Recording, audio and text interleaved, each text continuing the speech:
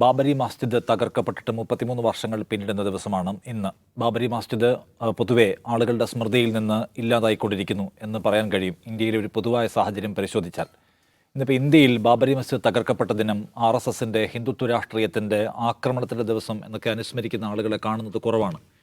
ഇന്ത്യയിൽ ആകമാനം എടുത്തു നോക്കിയാൽ CPIMൻ്റെ സംസ്ഥാന കമ്മിറ്റിയുടെ പേജിൽ മാത്രമാണ് ഇന്ന് ബാബരി മസ്ജിദിൻ്റെ ഒരു അനുസ്മരണക്കുറിപ്പ് പ്രത്യക്ഷപ്പെട്ടിട്ടുള്ളത്. ബാക്കി എവിടെയും അത് കാണാൻ കഴിയുന്നില്ല. എല്ലാവരും ബാബരി മസ്ജിദിൻ്റെ തകർത്ത സ്ഥലത്ത് സൃഷ്ടിച്ച പുതിയ മന്ദിരത്തിൻ്റെ പ്രചാരകരും പ്രഘോഷകരുമായി മാറിക്കഴിഞ്ഞിരിക്കുന്നു. പക്ഷേ ആ തകർച്ച 33 വർഷം മുൻപത്തെ ആ ഭീകരാക്രമണത്തിൻ്റെ ദിവസം ഇന്ത്യക്ക് അവിടെ നഷ്ടപ്പെട്ടത് എന്തൊക്കെയാണ് നമ്മൾ ഇപ്പോൾ അനുഭവിക്കുന്നുണ്ട്. ഇന്ത്യ ഒരു സൗഹാർദ്ദ രാഷ്ട്രം, ഒരു മതനിരപേക്ഷ ജനാധിപത്യ രാഷ്ട്രം എന്നൊക്കെ പറഞ്ഞ ഇന്ത്യയുടെ ഒരു കോൺസെപ്റ്റിനെ, ആശയത്തെ തന്നെ തകർത്ത് കളയും, ഹിന്ദുത്വ രാഷ്ട്രീയത്തിൻ്റെ അധികാര വാഴ്ചയുടെ കൊടിനാട്ടുകയും ചെയ്തു. എക്കാലത്തേക്കും എന്ന വണ്ണം ഒരു ഡിവൈഡ് ഇന്ത്യയിൽ സൃഷ്ടിക്കപ്പെടാനൊക്കെയും കാരണമായ ഒന്ന്. അതുകൊണ്ട് 33 വർഷം മുമ്പത്തെ ആ ദിവസം ഇന്ത്യക്ക് എന്തൊക്കെയോ നഷ്ടപ്പെട്ട ദിവസമാണ്. നമുക്കിനിയും അത് വീണ്ടെടുക്കാൻ കഴിഞ്ഞിട്ടില്ല എന്ന് മാത്രമല്ല, അതിൻ്റെ മുറിവുകൾ ഉണങ്ങാതെ നിൽക്കുകയും അതിൻ്റെ നീറ്റൽ ഇപ്പോഴും ഈ രാജ്യം അനുഭവിക്കുകയും ചെയ്യുന്നുണ്ട്. ബാബരി മസ്ജിദ് എന്ന പള്ളിയെക്കുറിച്ച് ഓർക്കുക, അത് തകർത്തത് ആരാണെന്നതിനെക്കുറിച്ച് പറയുക എന്നത് നമ്മുടെ രാഷ്ട്രീയ അതിജീവനത്തിലെ ഒരു പ്രധാന സംഗതിയാണ്. അതുകൊണ്ട് നമ്മൾ വീണ്ടും അത് സംസാരിക്കുന്നു ഒരു ഡിസംബർ 6. ദാവൂദ് സാഹിബ്, എങ്ങനെയാണ് ഇന്ത്യ ബാബരി മസ്ജിദിനെ മറക്കാൻ ശ്രമിക്കുന്നത് എന്ന് പറയാമോ? ബാബരി മസ്ജിദ് തകർക്കപ്പെട്ട ഈ ദിവസം, ഇന്നത്തെ ദിവസം സംഘ് പരിവാർ സംഘടനകൾ വിജയ ദിവസ് ആയിട്ടാണ് ആഘോഷിക്കാറുള്ളത്. കാരണം പ്രത്യക്ഷത്തിൽ അങ്ങനെ പ്രസ്താവനയോ അല്ല ഇന്ന് വിജയ ദിവസമായി ആചരിക്കണമെന്ന ഒരു ആഹ്വാനമൊന്നും നടത്താറില്ല. പക്ഷേ അവർ പ്രത്യേകിച്ച് ബജ്രംഗ് ദൾ, VHP പോലെയുള്ള സംഘടനകൾ വിജയ ദിവസ് എന്നുള്ള നിലക്കാണ് ഈ ദിവസത്തെ കാണുന്നത്. ഇന്ത്യയിൽ നൂറ്റാണ്ടുകൾ നീണ്ടു നിന്ന ഒരു കറ അല്ലെങ്കിൽ ഒരു അപമാനം അതിനെടുത്ത് കളഞ്ഞ ദിവസം എന്നുള്ള നിലക്കാണ്. ഇത് ശരിക്കും ബാബരി മസ്ജിദ് ഉള്ള ഇന്ത്യ, ബാബരി മസ്ജിദ് ഇല്ലാത്ത ഇന്ത്യ, അതിനെ നോക്കുമ്പോൾ ഇന്ത്യയെക്കുറിച്ചിട്ടുള്ള രണ്ട് തരത്തിലുള്ള രാഷ്ട്രീയ പൊളിറ്റിക്കൽ ഫിലോസഫീസ് അല്ലെങ്കിൽ രണ്ട് രാഷ്ട്രീയ ദർശനങ്ങൾ, രണ്ട് സ്വഭാവത്തിലുള്ള രാഷ്ട്രീയ ദർശനങ്ങൾ അതെങ്ങനെയാണ് വർക്ക് ചെയ്യുന്നത് എന്നതിനെക്കുറിച്ചുള്ളൊരു ആലോചനയാണ്. അപ്പോൾ അതിൽ ബാബരി മസ്ജിദ് എന്ന് പറയുന്ന ആ ഒരു പള്ളി അവിടെ ഉണ്ടായിരിക്കുന്നത് അടിമത്തത്തിൻ്റെ അടയാളമാണ് എന്ന് വിചാരിക്കുന്ന ഒരു പൊളിറ്റിക്കൽ ലൈനാണ് BJP സംഘ് പരിവാർ സ്വീകരിച്ചത്. അതല്ല, അവിടെ ഒരു പള്ളി ഉണ്ടാകുന്നത് നമ്മുടെ ബഹുസ്വരതയുടെയും നമ്മുടെ ഉൾക്കൊള്ളലിൻ്റെയും അടയാളമാണ് എന്ന് വിചാരിക്കുന്ന വിഭാഗം. അപ്പോൾ അങ്ങനെ ഒരു വിചാരം വേണ്ടതില്ല. ഇത് അടിമത്തത്തിൻ്റെ അടയാളമാണ്, അതിനെ തുടച്ചു നീക്കുകയാണ് വേണ്ടത് എന്നുള്ള ആശയത്തിന് രാഷ്ട്രീയ ധാരയ്ക്ക് ആധിപത്യം ലഭിച്ച ഒരു ഘട്ടത്തിലാണ് നമ്മളിത് ജീവിക്കുന്നത്. അപ്പോൾ അന്ന് ബാബരി മസ്ജിദ് തകർക്കപ്പെടുന്ന സമയത്ത് നിഷാദ് പറഞ്ഞതുപോലെ ആ സമയത്ത് അത് വലിയൊരു ഷോക്കായിട്ട് എല്ലാവരും എടുത്തിരുന്നു എന്ന് പറഞ്ഞാൽ എത്രത്തോളം ബാബരി മസ്ജിദ് തകർത്തു എന്ന കാര്യം വാർത്തയായിട്ട് പോലും പ്രധാന പത്രങ്ങൾ കൊടുത്തിട്ടുണ്ടായിരുന്നില്ല. താഴികക്കുടങ്ങൾക്ക് കേടുപാട് പറ്റി, ഇതാണ് ഒരു പത്രത്തിൻ്റെ തലക്കെട്ട്. പിന്നെ താഴികക്കുടങ്ങൾ തകർത്തു, ഈ നിലക്കാണ് പല പത്രങ്ങളും അത് തലക്കെട്ട് കൊടുത്തത്.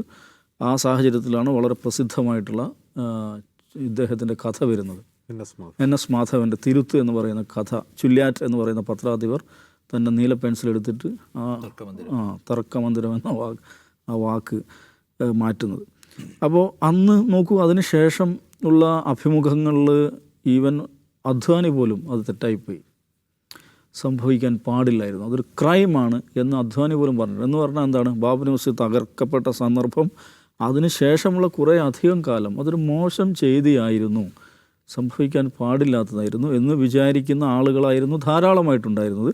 അതിനെ വളരെ പ്രത്യക്ഷമായി അതിനെ അനുകൂലിക്കുവാൻ, അല്ലെങ്കിൽ അതൊരു വിജയ ദിവസമാണ്, നൂറ്റാണ്ടുകൾ നീണ്ട അടിമത്തത്തിൻ്റെ ചിഹ്നം തുടച്ചു നീക്കിയതിൻ്റെ ദിവസമാണ്, വിജയ ദിവസമാണ് എന്ന നിലയിൽ ആരും കാണുകയോ അങ്ങനെ കാണുന്നവർ പോലും പ്രത്യക്ഷത്തിൽ അത് പറയുകയോ പ്രഘോഷിക്കുകയോ ചെയ്യാറുണ്ടായിരുന്നില്ല. പക്ഷെ ഇന്ന് അങ്ങനെയല്ല, ഇന്ന് മാറി. ഇത് കഴിഞ്ഞ ആഴ്ച നമ്മുടെ പ്രധാനമന്ത്രി തന്നെ ഒരു പരികർമ്മിണിയായി, ഒരു പൂജാരിയായ പോലെ അവിടെ പോയി ചെയ്ത് നമ്മൾ കണ്ടാണ്. ധ്വജാരോഹണ ചടങ്ങിന് നേതൃത്വം കൊടുക്കുകയാണ് അദ്ദേഹം. അതിനുശേഷം അദ്ദേഹം പറയുന്നതാണ് അടിമത്തത്തിന് അധിനിവേശത്തിൻ്റെ ചിഹ്നങ്ങൾ എടുത്തു കളഞ്ഞെന്നാണ്. ഇത് നമുക്ക് എന്നുവെച്ചാൽ അത് നോർമലൈസ് ചെയ്യപ്പെട്ടു. ഇതേപോലെ അധിനിവേശത്തിൻ്റെ ചിഹ്നമായിട്ട് അവർ കാണുന്ന വേറെയും കുറേ അധികം കെട്ടിടങ്ങളുണ്ട്. കുത്തബ് മിനാർ അതിൽപ്പെട്ട ഒന്നാണ്. അത് കുത്തബ് മിനാറല്ല, വിഷ്ണു സ്തംഭമാണെന്നാണ് അവർ വിചാരിക്കുന്നത്. താജ്മഹൽ അതിൽപ്പെട്ട ഒന്നാണ്. താജ്മഹലിനെ ഇന്ത്യയുടെ സൗന്ദര്യത്തിൻ്റെ വലിയൊരു അടയാളമായിട്ട് ലോകത്തിന് മുമ്പിൽ മാർക്കറ്റ് ചെയ്ത് ദശലക്ഷക്കണക്കിന് ടൂറിസ്റ്റുകളെ ലോകത്തിൻ്റെ എല്ലാ ഭാഗത്തും ഇന്ത്യയിലേക്ക് ആകർഷിച്ച ഭരണകൂടങ്ങളാണ് ഇവിടെ ഉണ്ടായിരുന്നത്. ഇന്ത്യയുടെ അഭിമാന ചിഹ്നമായിട്ടാണ് അത് കണ്ടിരുന്നത്. വിദേശ രാഷ്ട്രത്തലവന്മാർ ഇന്ത്യയിൽ വരുമ്പോൾ അവരിൽ പലരും പ്രത്യേകമായി സന്ദർശിക്കുന്ന ഒരു സ്ഥലമാണ് താജ്മഹൽ. അങ്ങനെയല്ല, താജ്മഹൽ എന്താണ്? തേജോ മഹാലയാണ്, അത് അടിമത്തത്തിൻ്റെ ചിഹ്നമാണ് എന്ന് വിചാരിക്കുന്ന ആളുകളുണ്ട്. പക്ഷേ നോക്കൂ, 1947 ബാബരി മസ്ജിദിനെ കുറിച്ച് പറഞ്ഞ ആളുകൾ 1996 അത് തകർത്തു. ഇതേ രീതിയിൽ താജ്മഹലിനെ കുറിച്ച് നോക്കാം. അപ്പോൾ ഇപ്പോൾ താജ്മഹൽ എന്താണ്? പ്രണയത്തിൻ്റെ മകുടോദാഹരണം, ഇന്ത്യൻ സംസ്കാരം, അത് ഇത് എന്നൊക്കെ പറഞ്ഞ് കവിത എഴുതുന്ന ആളുകൾ ഒരു ഘട്ടത്തിൽ ഈ രാഷ്ട്രീയം കൂടുതൽ മുന്നോട്ട് പോവുകയും താജ്മഹൽ തകർക്കുകയും ചെയ്യുന്നൊരു സന്ദർഭം വരുന്നെന്ന് വിചാരിക്കുക. ഇന്നെന്താണ് ബാബരി മസ്ജിദിൻ്റെ കാര്യത്തിൽ സംഭവിച്ചത്? ബാബരി മസ്ജിദ് തകർക്കപ്പെട്ടതിന് ശേഷം സംഭവിച്ചത് അതേ പാറ്റേൺ അത് ആവർത്തിക്കപ്പെടും. അപ്പോൾ അങ്ങനെ പുതിയ തേജോ മഹാലയ്ക്ക് അവിടെ എന്താണ് തുടക്കം കുറിക്കുമ്പോൾ അവിടെ നിന്നുള്ള അക്ഷതം സ്വീകരിക്കാനും ഇഷ്ടിക പൂജ ചെയ്യാനും ഒക്കെ അതിൻ്റെ അത് സ്റ്റാറ്റസ് ആക്കാനും ഒക്കെയുള്ള വെമ്പലുകൾ നമുക്ക് കാണാൻ പറ്റും. ഇന്നിപ്പോൾ താജ്മഹൽ അങ്ങനെ ചെയ്യുമോ എന്ന് നമുക്ക് ചിലപ്പോൾ എന്താണ് ആളുകൾ ആശ്ചര്യപ്പെടുന്നുണ്ടാകാം. പക്ഷേ ഇങ്ങനെയൊക്കെ ബാബരി മസ്ജിദിനെ കുറിച്ച് ആളുകൾ ആശ്ചര്യപ്പെട്ടിരുന്നൊരു കാലം ഉണ്ടായിരുന്നു. എന്ന് പറഞ്ഞാൽ ഈ പറയുന്ന ഇന്ത്യയെക്കുറിച്ചുള്ള ഹിന്ദുത്വ കാഴ്ചപ്പാട് അത് അത് മുന്നോട്ട് പോകുന്നു. അത് അതിൻ്റെ വളരെ ചരിത്രത്തിൽ നിർണായകമായൊരു സന്ദർഭത്തിൽ ബാബരി മസ്ജിദ് തകർക്കൽ എന്ന് പറയുന്ന ഒരു പ്രക്രിയ കടന്നു പോകുന്നു. പിന്നെ അതിനെ നോർമലൈസ് ചെയ്യുന്നു. പിന്നെ അത് രാഷ്ട്രീയാധിപത്യം നേടുന്നു. രാഷ്ട്രീയാധിപത്യത്തെ അവർ സ്റ്റെബിലൈസ് ചെയ്യുന്നു.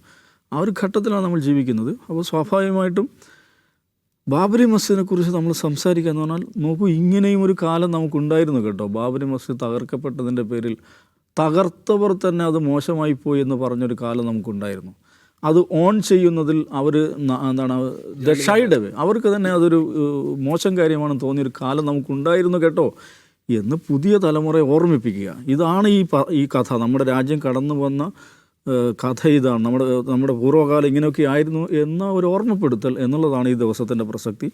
അത് നിരന്തരം പറഞ്ഞുകൊണ്ടിരിക്കണം. ഒരു കാര്യം എന്ന് വെച്ചിട്ടുണ്ടെങ്കിൽ ഇപ്പം ഈ ബാബരി മസ്ജിദ് തകർക്കലിന് നേതൃത്വം കൊടുത്ത രാഷ്ട്രീയ പ്രസ്ഥാനം അവർ രാഷ്ട്രീയാധികാരത്തിലേറി അവർ സ്റ്റെബിലൈസ് ചെയ്തൊരു ഘട്ടം എന്ന് പറയുമ്പോൾ അതിൻ്റെ മറ്റൊരർത്ഥം എന്താണ്? അതുവരെ അധികാരത്തിലുണ്ടായിരുന്ന കോൺഗ്രസ് എന്ന് പറയുന്ന പ്രസ്ഥാനം അവർ ചരിത്രത്തിൽ ഏറ്റവും ദുർബലമായൊരു ഘട്ടം കൂടിയാണ്. എന്തുകൊണ്ടാണ് നമ്മൾ ദുർബലരായിപ്പോയത് എന്ന് ബാബരി മസ്ജിദിനെ മുൻനിർത്തി കോൺഗ്രസ്സിന് ആലോചിക്കാവുന്നതാണ്. ഇന്ത്യയിൽ ഈ പറയുന്ന ബാബരി മസ്ജിദ് തകർക്കലിലേക്ക് നയിച്ചിട്ടുള്ള റാം ജന്മഭൂമി പ്രസ്ഥാനം, അതിൻ്റെ ആ പ്രസ്ഥാനത്തിലെ ഏറ്റവും നിർണായകമായൊരു മുഹൂർത്തമാണ് ലാൽകൃഷ്ണ അഡ്വാനി നടത്തിയ രഥയാത്ര എന്ന് പറയുന്നത്. ആ രഥയാത്രയുടെ കോണ്ടെക്സ്റ്റ് എന്തായിരുന്നു? സോംനാഥിൽ നിന്ന് അയോധ്യയിലേക്കുള്ള രഥയാത്ര. അതിൻ്റെ കോണ്ടെക്സ്റ്റ് നമ്മൾ മനസ്സിലാക്കണം. മണ്ഡൽ കമ്മീഷൻ റിപ്പോർട്ട് ഇന്ത്യയിൽ നടപ്പിലാക്കാൻ അന്നത്തെ VP സിംഗ് സർക്കാർ തീരുമാനിക്കുമ്പോഴാണ് രഥയാത്ര പ്രഖ്യാപിക്കുന്നത്. എന്ന് പറഞ്ഞാൽ ഇന്ത്യയിൽ ഹിന്ദുത്വ പ്രസ്ഥാനത്തെ അതിനെ പിടിച്ചു കെട്ടാൻ പറ്റിയ ഏറ്റവും പ്രഹരശേഷിയുള്ള ആയുധമായിരുന്നു ഈ മണ്ഡൽ രാഷ്ട്രീയം എന്ന് പറയുന്നത്. മണ്ഡൽ രാഷ്ട്രീയത്തിനെതിരെ കമണ്ഡൽ രാഷ്ട്രീയത്തെ മുന്നോട്ട് വയ്ക്കുന്നു. ആ സന്ദർഭം അതൊരു ചരിത്ര സന്ദർഭമായിരുന്നു ഇന്ത്യയെ സംബന്ധിച്ചത്. ആ സന്ദർഭത്തിൽ ഞാൻ പറഞ്ഞ ഡിസംബർ 6 കോൺഗ്രസ് എടുത്ത അല്ലെങ്കിൽ നരസിംഹറാവു എടുത്ത സമീപനത്തേക്കാൾ കോൺഗ്രസ്സിനെ ദുർബലമാക്കുന്നതിൽ ഏറ്റവും നിർണായകമായ പങ്കുവഹിച്ചത് ആ മണ്ഡൽ രാഷ്ട്രീയത്തിൻ്റെയും കമണ്ഡൽ രാഷ്ട്രീയത്തിൻ്റെയും നിർണായകമായ സംഘർഷത്തിൻ്റെ ഘട്ടത്തിൽ നിങ്ങൾ എവിടെ നിന്നു കോൺഗ്രസ് എന്ന ചോദ്യമാണ്. ചരിത്രത്തിലെ തെറ്റിൻ്റെ ഭാഗത്ത് അവർ നിലകൊണ്ട സന്ദർഭമായിരുന്നു അത്. അതിൻ്റെ തുടർച്ചയിലാണ് കോൺഗ്രസ് ദുർബലമാകുന്നതെന്നും ഇന്ത്യ ഇന്ന് നമ്മൾ കാണുന്ന ഈ ഇന്ത്യയായി മാറിയതെന്നും കോൺഗ്രസ് തിരിച്ചറിയേണ്ട ഒരു ദിവസം കൂടെയാണ്. ശരി അജിബ്സ്, ആ നിലയ്ക്കുള്ള എന്തൊക്കെ പാഠങ്ങളെ കോൺഗ്രസ് ഉൾക്കൊണ്ട് തുടങ്ങിയിട്ടുണ്ട് എന്നൊരു ചോദ്യമുണ്ട്. രണ്ടാമത്തേത്, നമ്മൾ ബാബരി മസ്ജിദിനെ കുറിച്ച് വീണ്ടും വീണ്ടും അനുസ്മരിക്കുകയും അതിൻ്റെ കഥകൾ പറയുകയും ചെയ്ത് ഒരു അസ്വസ്ഥത ഉണ്ടാക്കേണ്ട എന്ന് വിചാരിക്കുന്നവരുടെ എണ്ണം കൂടി എന്ന് വിചാരിക്കണം, എന്ന് മനസ്സിലാക്കണം. അത് കോൺഗ്രസിൻ്റെ വ്യൂ പോയിൻ്റാണ്. ബാബരി മസ്ജിദിനെ പറ്റി സംസാരിക്കാതിരിക്കുക, അത്തരം ചർച്ചകളിൽ പങ്കെടുക്കാതിരിക്കുക, അതൊരു മുറിവാണ്. ആ മുറിവിൽ വീണ്ടും വീണ്ടും തൊട്ട് വേദനിപ്പിക്കാതിരിക്കുക എന്നുള്ളത് കോൺഗ്രസിൻ്റെ ഒരു സ്ട്രാറ്റജിയാണ്. പക്ഷേ ആ സ്ട്രാറ്റജി എത്രമാത്രം കോൺഗ്രസിന് നല്ലതാണ്, രാജ്യത്തിന് നല്ലതാണെന്നാണ് നമ്മൾ പരിശോധിക്കേണ്ടത്. നമുക്കറിയാം ഈ ഡിസ്പ്യൂട്ട് നടക്കുന്ന സമയത്ത്, വിധി വരുന്നതിന് മുമ്പൊക്കെയും ആ വിഷയത്തിൽ ടെലിവിഷൻ ചർച്ചയ്ക്ക് പോലും കോൺഗ്രസ് ആളുകളോടില്ലായിരുന്നു. അതിൻ്റെ അർത്ഥം ഇത് തന്നെയാണ്. എന്തുകൊണ്ടാണ് കോൺഗ്രസ് മറക്കാൻ ആഗ്രഹിക്കുന്നത് ചോദിക്കുമ്പോൾ, ഒന്ന്, കോൺഗ്രസ്സാണ് അതിൻ്റെ പ്രധാന കാരണക്കാരൻ. അപ്പോൾ നമുക്ക് നോക്കിപ്പോൾ ബാബരി മസ്ജിദ് തകർത്ത് കളയാൻ തക്ക രാഷ്ട്രീയമായ പിൻബലം അന്ന് BJPക്കോ സംഘപരിവാറിനോ RSSനോ ഇന്ത്യയിലില്ല.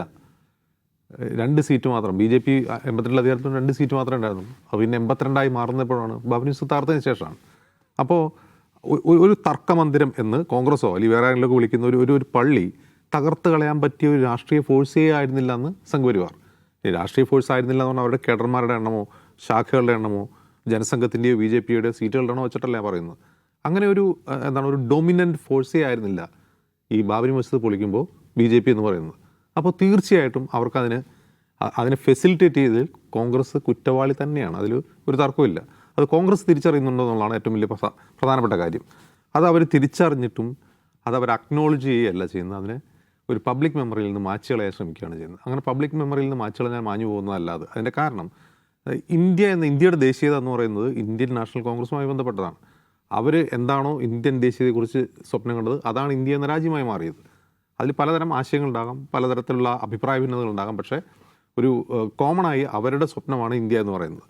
അങ്ങനെ ഇന്ത്യ എന്ന സ്വപ്നത്തിൽ മുന്നോട്ട് പോകുമ്പോൾ അവർക്ക് ആ ഇന്ത്യ എന്ന ആശയത്തിൽ വന്നിട്ടുള്ള വീഴ്ചകൾ, അത് ഇന്ദിരാഗാന്ധിക്ക് സംഭവിച്ച വീഴ്ചകൾ, പിന്നീട് കൂടുതൽ ഗുരുതരമായി രാജീവ് ഗാന്ധിക്ക് സംഭവിച്ച വീഴ്ചകളൊക്കെയാണ് ബാബരി മസ്ജിദിൻ്റെ പതനത്തിലേക്ക് വന്നത്. അതിനുശേഷം എന്തുണ്ടായി? ദാവൂദ് പറഞ്ഞ പോലെ വൈപ്പ് ഔട്ട് ചെയ്യപ്പെട്ടു കോൺഗ്രസ്. ഉത്തരേന്ത്യയിൽ നിന്ന് വൈപ്പ് ഔട്ട് ചെയ്യപ്പെട്ടു. എന്തുകൊണ്ടാണ് സംഭവിക്കുന്നത്?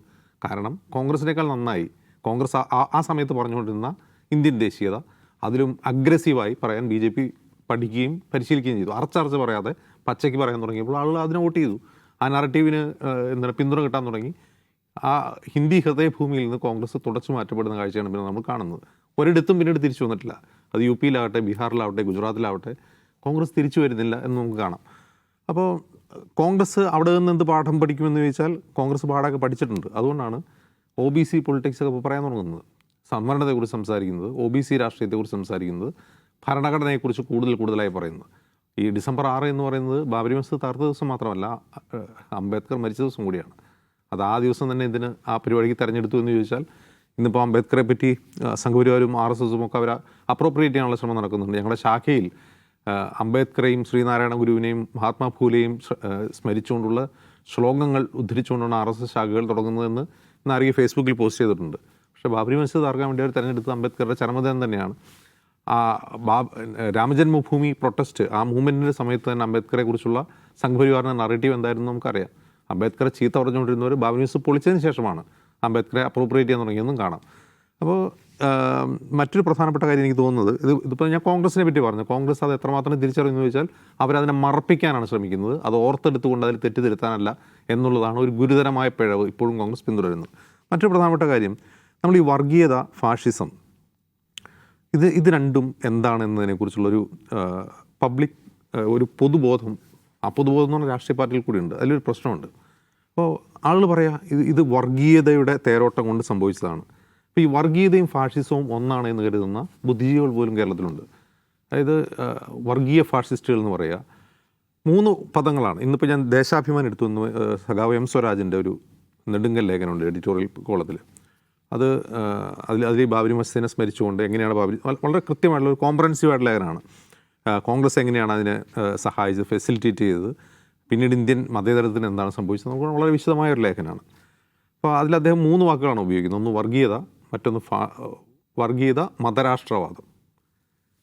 വർഗീയതയും മതരാഷ്ട്രവാദവും ഫാഷിസവും, ഈ 3 വാക്കുകളാണ് ബാബരി മസ്ജിദ് തകർത്ത ദിവസങ്ങളിൽ പൊതുവായി ഉയർന്നു നിൽക്കുന്ന വാദം. അതായത് RSS മുന്നോട്ട് വയ്ക്കുന്നത്, സംഘപരിവാർ മുന്നോട്ട് വയ്ക്കുന്നത് മതരാഷ്ട്രവാദമാണ് എന്ന തീർപ്പിൽ മലയാളത്തിലെങ്കിലും എഴുത്തുകാരും ബുദ്ധിജീവികളൊക്കെ എത്തിയിട്ടുണ്ട്. RSS ഒരിക്കലും മതരാഷ്ട്രവാദികളല്ല. അവർ മതരാഷ്ട്രവാദമേ അല്ല മുന്നോട്ട് വയ്ക്കുന്നത്. RSSൻ്റെ ഐഡിയോളജി സൂക്ഷ്മമായി പഠിച്ച എല്ലാവർക്കും അറിയാം, അതിന് മതവുമായിട്ട് യാതൊരു ബന്ധവുമില്ല. അതിൽ തന്നെ തർക്കിക്കുന്നവരുണ്ട്. ഇപ്പോൾ ഹിന്ദു മതത്തിൻ്റെ ചില ചിഹ്നങ്ങളും ആശയങ്ങളും അല്ലേ അവർ ഉപയോഗിക്കുന്നത്. അവരത് ഉപയോഗിക്കുകയാണ് ചെയ്യുന്നത്. അവരതിനെ ഉപയോഗിക്കുകയാണ് ചെയ്യുന്നത്, അതിനെ പിൻപറ്റുകയല്ല ചെയ്യുന്നത്. അവരതിനെ ഉപയോഗിക്കുന്നത് എന്തിനാണ്? ഒരു ഭൂരിപക്ഷ സമുദായം എന്ന നിലയിൽ ഹിന്ദുക്കളെ ഏകോപിപ്പിക്കാനും അതുപയോഗിച്ച് വർഗീയത വളർത്താനും ആ വർഗീയതയുടെ ജനങ്ങൾക്കിടയിൽ ഡിവൈഡ് ഉണ്ടാക്കാനും അതുവഴി അവരുടെ അജണ്ട നടപ്പാക്കാനാണ് ശ്രമിക്കുന്നത്. അത് ഒരു മതരാഷ്ട്രവാദമേ അല്ല, ഇതൊരു ഫാഷിസ്റ്റ് സംഘടനയാണ്. അവർ ലക്ഷ്യം വയ്ക്കുന്ന ഇന്ത്യ ഒരു ഫാഷിസ്റ്റ് ഇന്ത്യയാണ് എന്ന ഒരു അടിസ്ഥാന ധാരണ ആളുകൾക്കില്ല എന്നുള്ളതാണ്. ബാബരി മസ്ജിദ് തകർത്ത് 30 വർഷം കഴിയുമ്പോൾ നമ്മൾ നേരിടുന്നൊരു പ്രതിസന്ധി അതാണ്. ഇനി ഫാഷിസവും വർഗീയതയും ഒന്നാണോ? അല്ല. വർഗീയത എന്ന് പറഞ്ഞാൽ എല്ലാ കമ്മ്യൂണിറ്റികൾക്കിടയിലും എല്ലാ വിഭാഗത്തിനിടയിലുള്ള കാര്യം തന്നെയാണ്. വർഗീയത ഏറിയും കുറഞ്ഞ എല്ലാ മനുഷ്യരിലും ഉണ്ട്. ഇപ്പോൾ ഒരു ഉദാഹരണം പറഞ്ഞു കഴിഞ്ഞാൽ നിങ്ങൾക്ക് ഒരു ടെക്സ്റ്റ് ബുക്ക് വർഗീയവാദിയെ കാണിച്ചു തരാൻ പറ്റുമെന്ന് വെച്ചാൽ ഇപ്പോൾ നമുക്ക് വെള്ളാപ്പള്ളി നടേശൻ പറയാം, അത് നിരന്തരം വർഗീയത പറയുന്ന ഒരാളാണ്. പക്ഷേ വെള്ളാപ്പള്ളി നടേശൻ ഫാഷിസ്റ്റാണെന്ന് പറയാൻ പറ്റുമോ? ഇല്ല. അതേസമയം നമുക്ക് മോഹൻ ഭഗവത് നോക്കിയിട്ടോ അല്ലെങ്കിൽ മോദി നോക്കിയിട്ടോ എന്ത് പറയാം, അവർ വർഗീയവാദികൾ മാത്രമല്ല, അവർ വർഗീയതയും പറയും, എന്നാൽ ഫാഷിസ്റ്റ് ടെൻഡൻസിയിൽ കാണിക്കുകയും ചെയ്യുന്നു. ഈ വ്യത്യാസം മനസ്സിലാക്കാതെ ഇതെല്ലാം എന്താണ് മതരാഷ്ട്രവാദം എന്ന ഒറ്റ പേരിലേക്ക് ചുരുക്കുകയാണ്. അതിൻ്റെ ലക്ഷ്യം താൽക്കാലികമായ പ്രാദേശികമായ രാഷ്ട്രീയ നേട്ടങ്ങളാണ്. അത് UDF നേരെയാണ് പറയുന്നത്. നിങ്ങളുടെ കൂടെയുള്ള ആൾക്കാർ മതരാഷ്ട്രവാദികളാണെന്ന് പറയാൻ വേണ്ടി ബാബരി മസ്ജിദിനെ ഉപയോഗിക്കുകയാണ്. അതല്ലാതെ ഒരു ലാർജർ പെർസ്പെക്റ്റീവിൽ കോൺഗ്രസ്സിന് ഈ കാര്യത്തിലുള്ള പങ്ക്, അവരെങ്ങനെയാണ് ഇതിനെ ഫെസിലിറ്റേറ്റ് ചെയ്തത്, അവരെന്താണ് പഠിക്കേണ്ടതെന്ന് പറയുന്നതിന് പകരം അതിനെ ചുരുക്കി കാണുകയാണ്.